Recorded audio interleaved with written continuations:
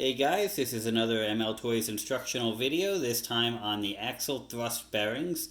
These thrust bearings are made for .437 or 7/16 inch axles.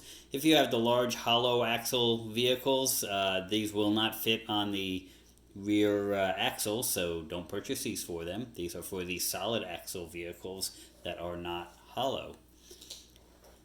These thrust bearings take the place of the washers that come on the car, and what they do is they add a little friction reducing. Instead of just having a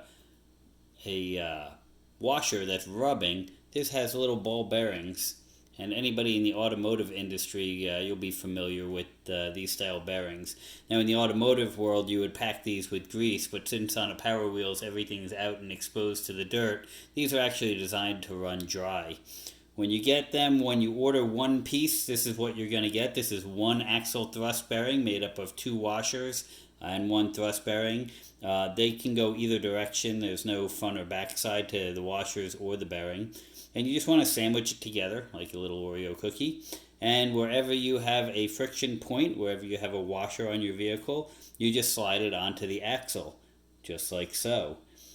We usually prefer to have it on the inside, so after your driver hub or at the very beginning of your front axle, put it on, then your tire, then your cap nut. If you have a vehicle with a lot of play in the tire, you can take out more of the play by putting a second one of these on. It's just a matter of how much play you have in your axle.